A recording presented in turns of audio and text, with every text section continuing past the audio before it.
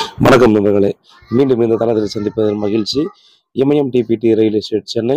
So இன்றைக்கி நம்ம பார்க்கக்கூடிய ப்ராப்பர்ட்டி பார்த்தீங்கன்னா உண்மையிலேயே ரொம்ப ரொம்ப ஒரு ஒர்த்தான ப்ராப்பர்ட்டி. இந்த ப்ராப்பர்ட்டி கண்டிப்பாக சொல்லலாங்க. இந்த ப்ராப்பர்ட்டியானது பார்த்தீங்க அப்படின்னா ஒரு இண்டிபெண்ட் ஹவுஸுங்க. ஸோ 13 வருஷம் ஆன ஒரு இண்டிபெண்டன்ஸ் ஹவுஸ் தான் பார்த்தீங்கன்னா நமக்கு சேல்ஸ் வந்திருக்குது.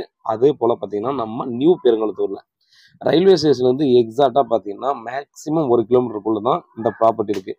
நம்ம சேகர் மகாலுக்கு ரொம்பவே நியர்பை தான் இருக்குது அப்படின்னு சொல்லலாம். 38 60 ஈஸ்ட் ஃபேஸிங்.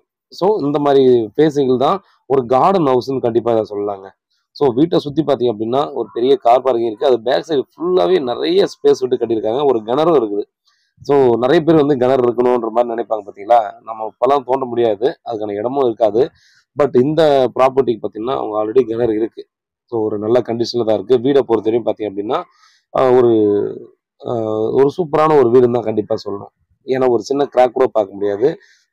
நான் ரேட் வைஸாக பார்த்தீங்கன்னா லேண்ட் ரேட் மாதிரி தான் போட்டிருக்காங்க. 5300 பர் ஸ்கொயர் ஃபீட் அப்படின்ற மாதிரி பேசி நெகோசியபிள் பண்ணிக்கலாம் கொஞ்சமா அப்படின்ற மாதிரி சொல்லியிருக்காங்க.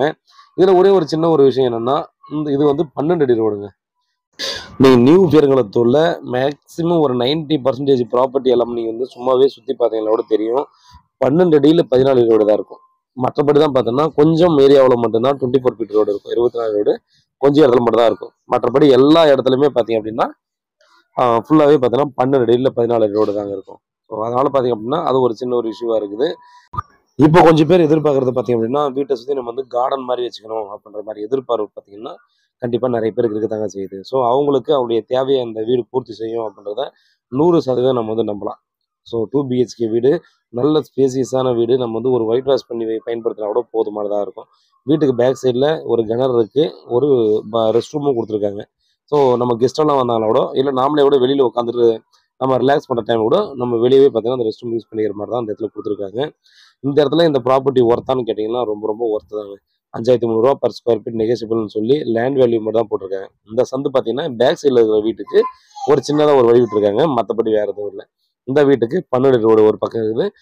இன்னொரு சைடு பார்த்தீங்க அப்படின்னா நீங்கள் ஒரு கொஞ்சம் தூரம் ஒரு 50 மீட்டர் போனீங்கன்னா அந்த பக்கம் 24 ஃபீட் ஸ்டார்ட் ஆகிடுது.